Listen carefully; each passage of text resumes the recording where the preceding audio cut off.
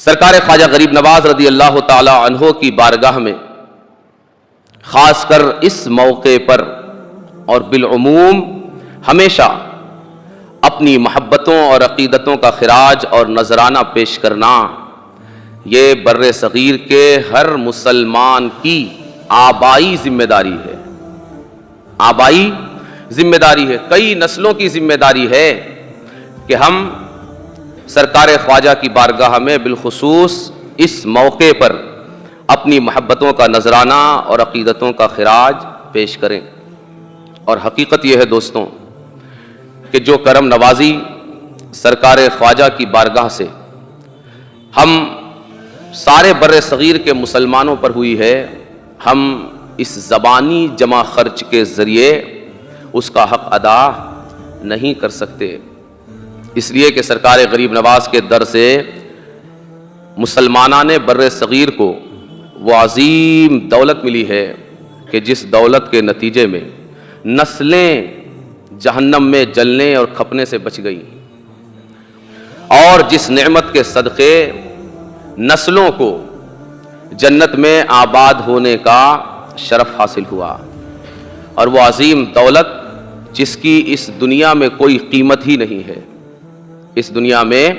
جس کا کوئی مول، جس کا کوئی بھاؤ،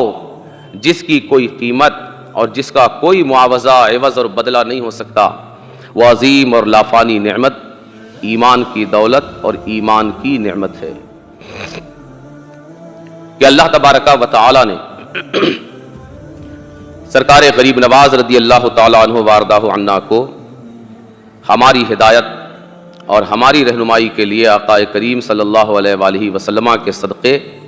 آپ کا نائب بنا کر بر صغیر میں بھیجا.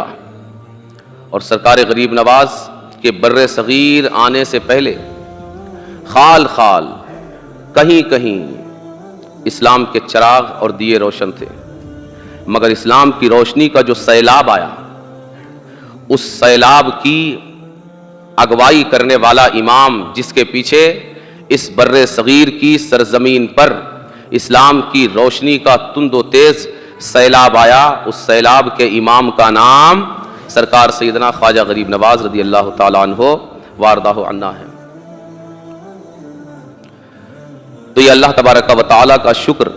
اس کا کرم اور اس کا احسان ہے کہ اس نے اپنی بے پناہ نعمتوں اور احسانات کے ساتھ یہ بھی کرم فرمایا کہ اس نے سرکار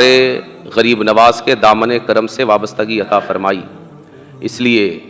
کہ ہم سرکار کے دامن سے بعد میں وابستہ ہوئے. اگر سرکار غریب نواز کے در سے وابستگی نہیں ہوتی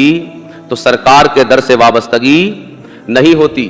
رب نے پہلے سرکار غریب نواز کے در تک پہنچایا، آپ نے بتایا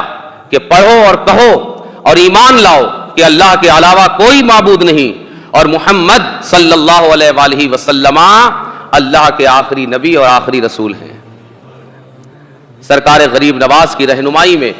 جب ہمارے آباء و اجداد نے کلمہ پڑھا تو سرکار غریب نواز کے دستے مبارک کی برکتوں کے صدقے آقا کریم کے در سے بھی وابستگی ملی اور رب کی بارگاہ کرم سے بھی ہم وابستہ ہو گئے. تو یہ ماہ مبارک، ماہ رجب المرجب، 6 رجب شریف، یہ صرف سرکار سیدنا خواجہ غریب نواز رضی اللہ تعالی عنہ کے عرس کا دن اور عرس کی تاریخ نہیں، بلکہ نسلاً بعد نسل اس بر صغیر کی ساری مسلمان نسلوں کو یہ یاد دلانے اور یاد کرنے کا دن ہے کہ یہ اس ذات کا عرس ہے کہ جس نے تمہارے سینوں میں ایمان کی شمع جلائی بھی اور جلائی رکھی بھی اور جلائے رکھے گا بھی انشاءاللہ تعالی.